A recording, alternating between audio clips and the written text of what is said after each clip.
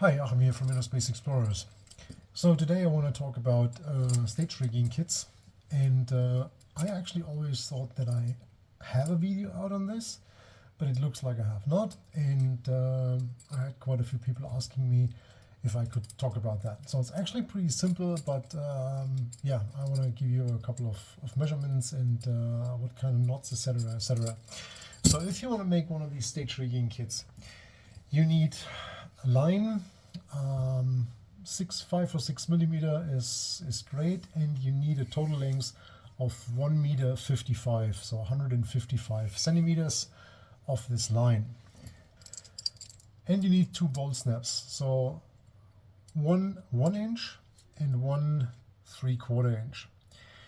So the 1 inch is the one that goes on the neck, because you can go through there with your finger and then clip it off.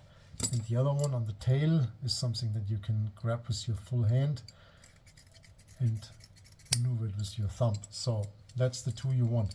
And you want these slim versions. You do not want these so-called cold water clips that are way more beefy around the eye, because they are way more heavy. And in the end, if you use a couple of stages, that can make a difference. So it's the total of the tank, the stage rigging kit, the first stage, second stage, and yeah, you want to be as light as possible, and that's why we use these. If you want to use that, you can also use a piece of intermediate pressure hose, and that's 31 centimeters long. You don't need that, but a lot of people like it. I personally have mixed feelings about it, because a lot of people tend to use that then as a handle to carry the stage, which is really wrong, because you actually pull the rigging out of the clamp, and then you have these bows on the stages. You've seen that before somewhere, and that's a great point of entanglement, and you want this to sit flat on the tank. So I actually, on a lot of my stages, I do not have that hose, but if you want to use one, 31 centimeters. So then obviously there's other things that you need. So there's a hose clamp, and if you buy these hose clamps, they should be stainless steel, and it should be the ones that have these slots in there. The reason is you can put a lot of torque on these, and they do not break out, so they are way more sturdy. The band that's around there to protect it is something that you can find in climbing stores. Again, it's great. You can also use a piece of hose or something, but basically a piece of hose just to get it over this sharp part is enough. I personally always like these, because you also have an isolation between the tank and the clamp. It's different metals, so that helps to prevent corrosion. The other ones that you sometimes see are those. I hope you can see that in the videos. They are just like grooved in, and these do not, I mean, first of all, it's always hard to find these in stainless steel, and if you apply a lot of pressure on them, the screws actually flatten out these grooves, and then they actually slide through, so they're not stable anymore. So that's not what you want to use for your stage rigging kit. Then you obviously need a couple of rubber bands. So this is a piece of an inner tube from a car tire. These are rubber bands a friend of mine just recently bought online somewhere, and he gave me some. So there you can be. What also works is neoprene cutoffs. So anything that works as a band is fine, as long as it is nice, tight, and holds the hose in place.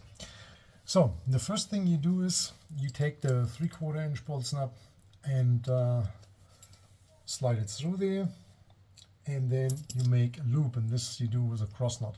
So if you took the line with 155 centimeters, so the cross knot goes like this, and you make this so it's relatively, so there's not a lot of ends sticking out, 1/2 centimeter or something like that, and then you pull it tight, and then you burn these down with a lighter. And I'll show you how this is done. And this is, first of all, the most important thing, and why you do this, is you want this knot to never become loose again. So you take your lighter and you melt this down really good. and then you press it into the knot, and you do the same thing on the other side. Of course, instead of the lighter, you can use a flat screwdriver or something like that to press that knot down, because you have a little bit of remains that then sticks to the lighter. So not everybody likes that. So that's what I'm talking about. So that's the first knot we have, and we use that actually right here, because we want to use like the width of a hand for that tail section. So like that. So then we need a second knot round about the width of the band apart from the first one. So this is where our band goes, and that does not allow the rigging kit to slide back and forth. So round about here we want our second knot. So we make an overhand knot again, without catching the snap, and we make sure these lines all run nice and parallel, and then you have roughly this here, and this is then where the band sits. All right, so now we have this, and now we take the big bolt snap and we make the final loop. So this is probably a bit too short. So this goes then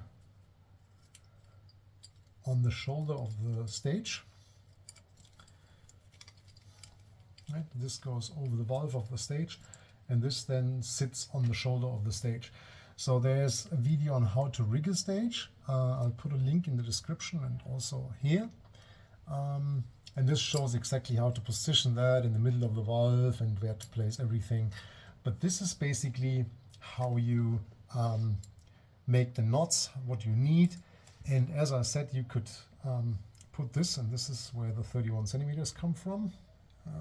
Camera is actually a bit close. So this goes here, and obviously you can pull this through the hose here. You take a bit of sturdy wire, like from a coat hanger or something like that, and push it through there, make a little loop on the end, a little hook, and then you can pull this one through before you make that knot. And then obviously you have this on here. I personally do not need these. A lot of people like them, so if you want to do that, that's an additional step that you can do. And then you have your stage riggings ready. There's no need to buy them for ridiculous amounts of money. And so that's a very universal, because a lot of people ask about the length. So this is pretty universal, because I mean, think about it. It goes on your shoulder D-ring and on your hip D-ring, and it should allow the stage to adjust itself. So unless you're super tall or you're very, very small, that's the size that fits everybody. And of course, making it your own, you can always adjust a little bit. If you have the feeling, this is not ideal, you can obviously make them a little bit shorter or a little bit longer. And also stuff like the positioning on the tank, you're pretty flexible with what you do. So I hope this helps. If you like my content, please hit the like button and subscribe.